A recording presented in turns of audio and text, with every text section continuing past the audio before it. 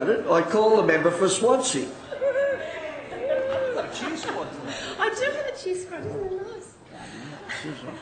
Mr Speaker, I rise to raise concerns about the government's plans to privatise public transport in Newcastle and the Hunter with the establishment of Transport Newcastle, and in particular to raise concerns about what this will mean for the people who live in my electorate of Swansea.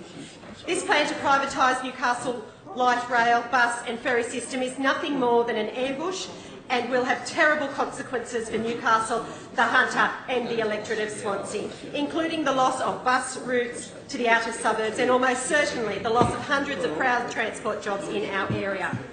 Mr Speaker, last Thursday the Minister for Transport turned up in Newcastle to advise the people of our community that the Baird Liberal government is walking away from a state-owned and managed transport system in New South Wales' second largest city. No consultation, not a peep, not once did this government tell the people of Newcastle that they had plans to privatise our public transport network. They had plenty of opportunity to do it. We had a little thing in March, it's called the election. That's the opportunity you get where you put your cards on the table and you tell the community what you're going to deliver.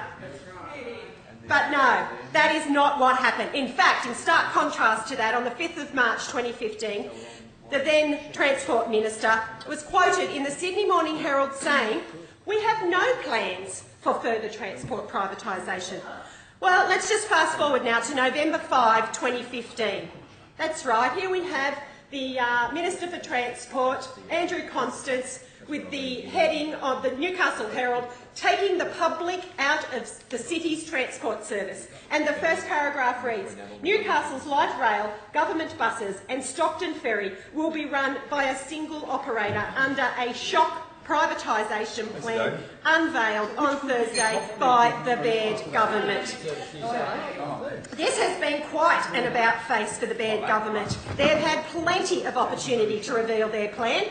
For instance, the Premier, here he is again, back in Newcastle, when he came up on the 27th of July to talk about the People's Project.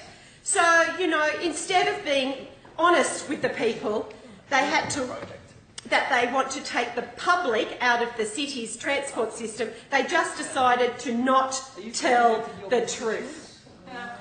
Speaker, as a diligent member that I am, I happen to be very familiar with the government's Hunter Regional Transport Plan. And in that report, the government acknowledges that the Hunter region has high levels of social disadvantage than the New South Wales and regional New South Wales medians, and that transport services that provide access to education and employment opportunities, health facilities and services can address social disadvantage. Well, this is certainly something that I agree with the government on.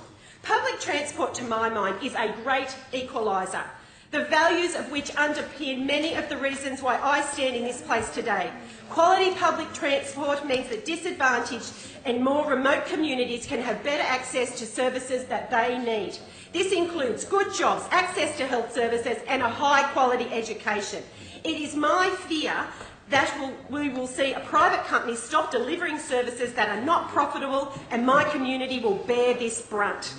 Something I was most interested in reading in the 2014 Transport Plan was the Transport Minister's comments, and I quote, "The Hunter region will also benefit from increased public transport services around new residential areas including Catherine Hill Bay," which is in the Swansea electorate. Well, I look forward to that.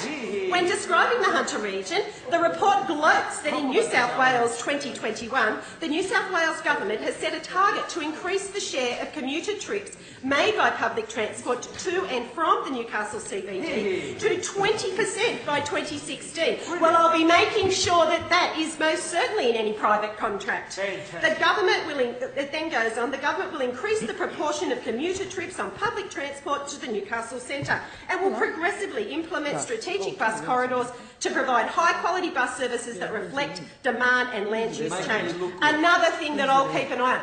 Well, what's changed? What's changed? I asked the question. Why the sudden change? Well, we need some questions answered. With the government's plan to privatise the Hunter's transport network, I think Mike Baird has burnt any trust or goodwill that he's worked to restore since the election.